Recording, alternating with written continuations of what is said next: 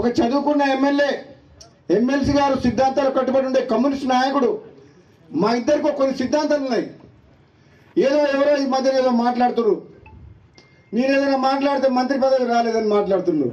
అరే మంత్రి కావాలంటే ఎల్బీనగర్ పోటీ చేసుకొని మంత్రి ఇస్తామని చెప్పిర్రు. నాకు వద్దని, నాకు మునుగోడు ప్రజలు కావాలని నేను ఇక్కడికి వచ్చిన.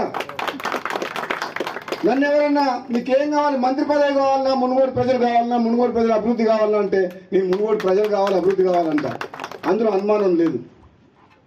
పదవుల వెనకాల పాకులాడాల్సిన అవసరం నాకు లేదు. నాలాంటి మనిషికి అదృష్టం ఉంటే, నాలాంటి పదవి వస్తే, ఇంతకంటే పెద్ద పదవి వస్తే అది ప్రజలకే ఉపయోగపడుతుంది, ప్రజలకు లాభం అవుతుంది. కానీ నేను అందరిలాగా పదవులలోకి పోయి పైరవులు చేసి దోచుకునేటువంటి అయితే కాదు.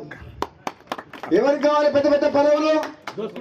పదవులు అడ్డం పెట్టుకొని రాజకీయాల్లోకి వచ్చి, రాజకీయాలు అడ్డం పెట్టుకొని పదవులలోకి వచ్చి వేల కోట్లు దోచుకునేటువంటి వారికి పదవులు కావాలి. రాజగోపాల్ రెడ్డికి ప్రజలు కావాలి, రాజగోపాల్ రెడ్డికి ప్రజల అభివృద్ధి కావాలి, సంక్షేమం కావాలి. నేను మళ్ళీ చెప్తున్నా, ఈరోజు నేను కావాలనుకుంటే మంత్రి అయ్యేవాడిని. కానీ నా స్వార్థం కోసం అని చెప్పేసి, నేను పదవి కోసం అని చెప్పి నేను పోలే. నేను మళ్ళీ ప్రజల కోసమే, మళ్ళా పార్టీ మారి కాంగ్రెస్లోకి వచ్చి, మీరు ఇస్తానని హామీ ఇచ్చిండ్రు, ఇస్తారా ఇవ్వరా అది మీ ఇష్టం. అవకాశం వస్తే ఎప్పుడన్నా, నేను కూడా సీనియర్ని కాబట్టి, తెలంగాణ ఉద్యమంలో ఉన్నా కాబట్టి, నాకంటే జూనియర్లకు నిన్న మొన్న వచ్చిన ఇతర పార్టీ వాళ్ళందరికీ ఇచ్చారు కాబట్టి, మీరు ఇచ్చిన మాట నిలబెట్టుకుంటే, మీరు ఎంపీ గెలిపించమంటే గెలిపించినాం, పార్టీలకు రమ్మంటే నువ్వు నన్ను నమ్ముకొని వచ్చినాం. ఇస్తారా ఇయ్యరా అది మీ ఇష్టం. కానీ నేను మాత్రం పదవుల కోసం ఎవరింటికి పోయి కాలు మొక్కి మనసు చంపుకొని దిగజారడం మాత్రం జరగదు. నేను బతుకున్నాగా ప్రజలున్నారు నా ఎమ్మడి. నాకు కావాల్సింది ప్రజలు, వాళ్ళ బాగోగులు, ఈ నియోజకవర్గ అభివృద్ధి.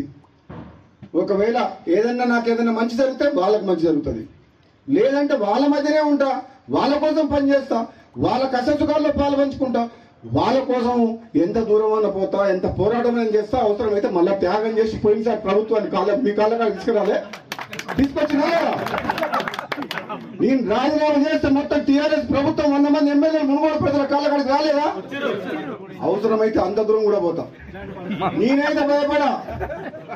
మీ అందరికి మాటిస్తున్నా. మళ్ళా ఈరోజు లచ్చమ్మగూడ సబ్స్టేషన్లో ఇక్కడికి వచ్చి నిరాకరించకుండా, నేను ఏదైనా మంచి పని చేస్తే మీకోసం చేస్తే తప్పితే, త్యాగమైన పోరాటమైన మీరు తలదించుకునే పని నా ప్రాణం పోయినా చెయ్య.